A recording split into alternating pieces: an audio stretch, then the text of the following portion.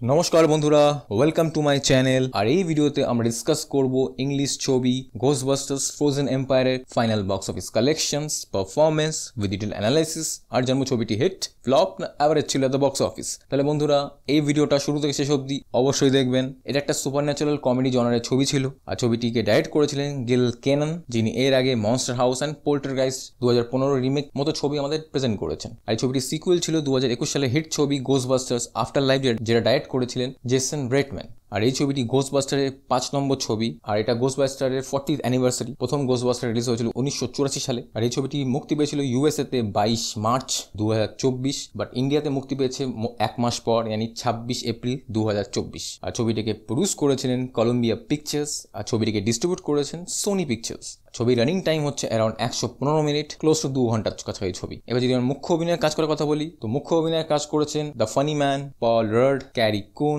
ফিন উলফার্ড, with পুরনো মুভির caste, that is Bill Murray, Dan Aykroyd, Ernie Hudson, with Annie Potts and the comedian Kunal Nanjiani. তো আমরা যদি এবার কালেকশনের কথা বলি, তো ছবিটি ইন্ডিয়াতে তো 1 মাস পর রিলিজ করেছে, যেখানে অলরেডি ছবিটি ওটিটিতে চলে এসেছে। সো এই রিলিজ করার কোনো মানে হয় না, বাট স্টিল ছবিটিতে ইন্ডিয়াতে সেরকম কোনো হাইপ ছিল না। গোস্টবাস্টার ফ্র্যাঞ্চাইজ ইন্ডিয়াতে সেরকম কত পপুলার না। সো উইথ দ্যাট সেড, ছবিটি ডে 1-এ কামিয়েছে মাত্র 60 লাখ, কোটিতে যেতে পারেনি, ল্যাক্সে কামিয়েছে। So it's a disasters collection. Day 2-তে স্লাইড জাম্প, বাট স্টিল ল্যাক্সে 93 লাখ। ডে 3-তে কোটিতে গেছে 1,18 লাখ। তো ছবিটির ওপেনিং উইকেন্ড হয়েছে মাত্র 2,71 লাখ। আর লাইফ টাইম কালেকশন ছবিটি এখনো পর্যন্ত করেছে অ্যারাউন্ড 4 কোটি। That's it. ছবিটি 1 সপ্তাহ চলবে, ব্যাস, that's it. So in India it's a disaster. Release করার কোনো মানেই হয় না ইন্ডিয়াতে, 1 মাস পর রিলিজ করে, যেখানে ওটিটিতে ছবি চলে এসেছে। Still it's a flop in India. এবার যদি আমরা ইউএসএ কথা বলি, তো so that is a different story. ইউএসএতে ছবির প্রজেকশন করা হয়েছিল অ্যারাউন্ড $43 to $45 মিলিয়ন, আর ছবিটি প্রজেকশনের মাঝখানেই ছবিটি এসছে।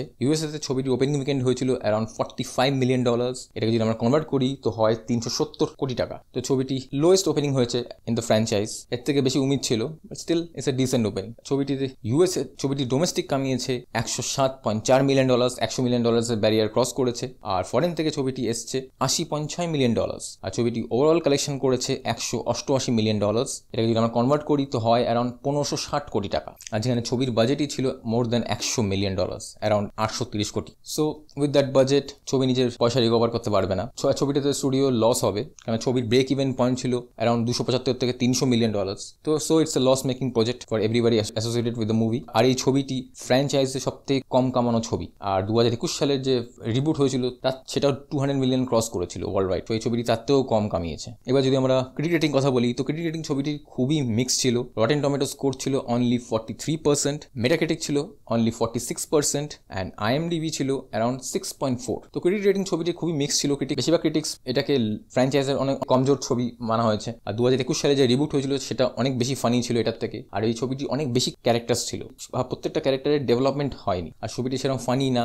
আর দ্য গোস্ট যেগুলো দেখানো হয়েছে সেরকম বেঁধে রাখতে পারেনি। The comedy falls flat. So overall it disappointed us and it's a disaster, it's a flop। আর যেখানে ছবির স্ক্রিন কাউন্ট ইউএসএ তে ভালো পেয়েছিল, মোর দ্যান 4345, অ্যারাউন্ড 500 স্ক্রিনস পেয়েছিল, লিমিটেড রিলিজ ছিল ইন্ডিয়াতে। বাট উইথ দ্যাট সেড, এই ছবিটি রিলিজের পর এই ফ্র্যাঞ্চাইজ $1 বিলিয়ন ক্রস করেছে, ইয়ানি 8300 কোটি টাকা কামিয়েছে ছবি ফ্র্যাঞ্চাইজ 5টা ছবি মিলিয়ে। So kudos to that. এবার যদি আমরা এর সিকুয়েলের কথা বলি, বা প্ল্যান্স তো ছিল যে এর 3rd পার্ট বানানো হবে, but with that performance, with that collection, আর ছবির রিসেপশন এত নেগেটিভ ছিল যে প্ল্যান্স আর হল্টেড।